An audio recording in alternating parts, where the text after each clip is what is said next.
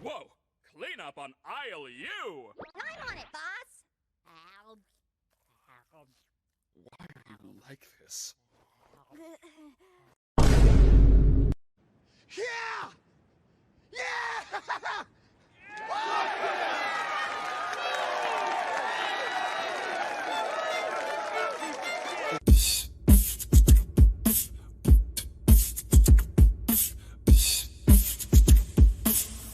Hello there, my lovely viewers. Sorry, I'm still working on that video about Netflix and live action adaptations. What can I say? I've been busy. Anyway, since you're watching this video, there's a high chance you've seen, or at least heard of, the Amazing Digital Circus. Produced by Glitch Productions and created by Gooseworks, the series follows Pomni, a woman who's trapped in a crazy virtual world along with 5 other humans, Jax, Vagata, Kinga, Zobol, and Gangle, as they are subjected to the whims of a wacky AI named Kane and their own personal traumas. The pilot has done remarkably well, and I do mean that in a massive way. As I speak, the pilot alone has gained over 100 million views in just 1 month, becoming the highest viewed indie animation on YouTube. Hate it or not, this is a big win for indie animations. Animation is constantly getting disrespected by major entertainment companies, even though it was a life jacket for these same companies during the pandemic, whether it's Disney reinvented beloved animations as live-action adaptations, or Warner Discovery and Netflix canceling cartoons if they are not an instant hit after a season or 2. And that's only if they even get a season. Of course, that's not to say that the Amazing Digital Circus is the greatest indie animation in the world. As much as I enjoyed watching the pilot, I understand some of the criticisms behind it. Not everyone is gonna fancy its colorful 3D animation, and it is true that some of the characters are pretty one-note. That doesn't make them bad. Actually, it complements their designs and opens them up for further development in the series. Like Kinga, his erratic and paranoid personality works well with his goofy chest design. Plus, the fact he's a king chess piece also gives his appearance a sense of irony, being that his personality is the opposite of a king. He is the longest person to be in the virtual world. So while he may seem one note on the surface, his behavior is something you could expect from a 48-year-old man who has been trapped in the virtual world for a decade or 2. With that said, there are some criticisms regarding exposition and the plot of the pilot, and while we can all just say, well, it's a pilot, the amount of work put into it leaves things that could have been improved, like the adventure Kane set for them, which I feel should have been part of the main conflict in the pilot rather than something used to split the group, so we could focus more on Pomni's goal of escaping the virtual world. After all, the synopsis says they are subjected to the whims of a crazy AI. Yet, the pilot doesn't feature that aspect, since we see that they can either refuse Kane's games or push it onto others to deal with. I don't know. I just feel like more thought should have been given to it that would have connected it to abstract Kofmo and Pomni's attempted escape from the virtual world. But that's my nitpick. As for the criticism over its exposition, I can't see what the big deal is. Yeah, you may have a problem with how the characters explain their state in the virtual world, but I think it's not so laid out there that it takes away from the entertainment of the pilot. In the end, most criticisms can be summarized to people's views and expectations, and sometimes those expectations don't meet some people. But I guess such reactions should have been expected for a pilot that has become a big deal. After all, big YouTubers were talking about it, there were fan animations about it, some of which are cursed, some cool artwork, some wastable artwork, some content of it on the internet that definitely shouldn't be viewed by minors. But hey, that's what happens when there's a big hit on YouTube. We kind of saw these outcomes with popular indie games like Poppy Playtime and Among Us. And with any big success, there's gonna be some haters, whether it's from people who are annoyed by the fanbase or think the pilot is undeserving of the records it has broken.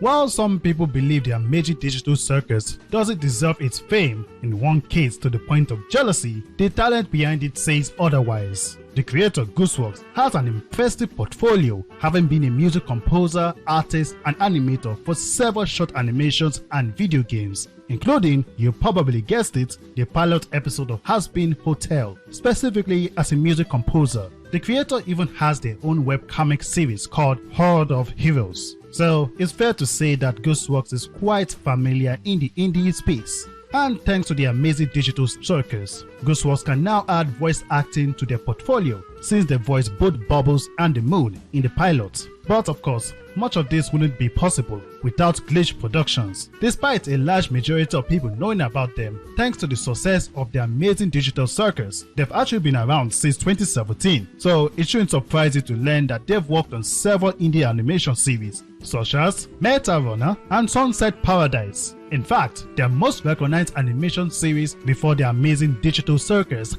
had been Murder Drones. So, if you know anyone who thinks the Amazing Digital Circus doesn't deserve its success, show them this video. Maybe the pilot is overhyped, but it's undeniable that a lot of effort and passion have been put into it. Literally no one, not even Gooseworks, could have predicted the massive hit the pilot became. I haven't even gone into detail about the talented voice actors, some of whom have worked on Has-Been Hotel and even been the voice behind popular anime and video game characters. With all that said, I wish Glitch Productions and the Amazing Digital Circus more success. Not that they need it, but because of how this can bring more attention to indie animations.